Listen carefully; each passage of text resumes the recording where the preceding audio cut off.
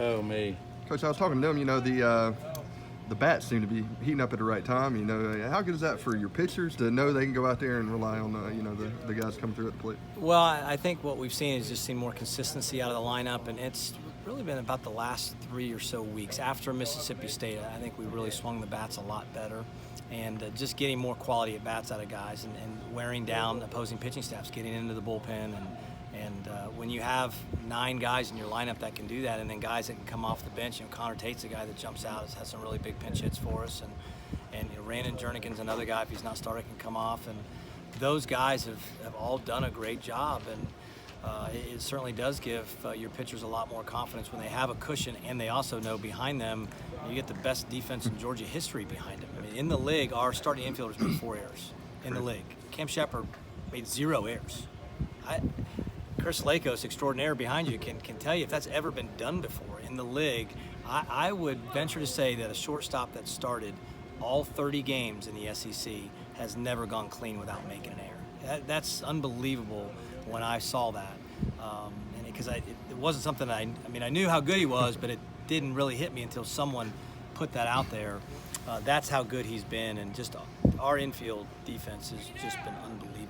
My quick math says that's 1,000 fielding percentage. Yes, I can tell you that's 1,000 for sure. How many times have you seen a catcher, a second baseman, shortstop, center fielder combined for 7 errors entire year? You ever have that? No. Anywhere close? No. Last year would be the closest, and I don't know what last year was off the top of my head. But, I could. Actually, Coach Gaspar and I were talking about this morning in the office. We can remember every single one of them. There's so few of them. We can remember Sully's one against Missouri. We can remember LJ's against Kentucky. So it's just amazing that there's so few of them that you can remember them specifically. That's just how good our defense has been. And that's an elite defense. 980 is elite, and I think we're fielding 981 overall and 987 or 986 in the conference. And that's an elite defense. How much of that is due to the work you put in, or just how natural, athletically, I think it's a little bit of everything. I think it's just mix it all together. You got older guys. You look at Patrick Sullivan's a 4th-year guy. LJ's a 4th-year guy. You got Shepard and Shunk have been here 3 years, and they've been playing a lot of innings. So the game slowed down for him. Just like watching LJ at the plate, it's a whole different animal for him just because it's just not that big a deal anymore. He slows down. When you're a freshman and sophomore, you're panicky. You're rushed. It's very rare when you see a freshman very calm. And that's the one thing that stood out about Cam Shepard. Since he's come in here, he's just been really, really calm about things, and that's why he's such a good defender. But I think it's just a mixture. We've been very fortunate the last 2 years. Really, these guys, you think about who their coaches have been on the infield. Jimmy Ryder, who was as good an infielder I've ever had at Kent State, was with those guys for a year or two. And then you've got Pete Hughes last year, and you got Mitch Gaspard this year. So they've had great coaching on the infield. They're really talented, and they got a lot of experience. What about Big John Cable? What has he meant to this team, and particularly to the middle of that lineup here late? Well, he is in the league. He's just been clutch. He's just every single time he's up there, you just feel like he's going to get a hit, and they're loud hits too.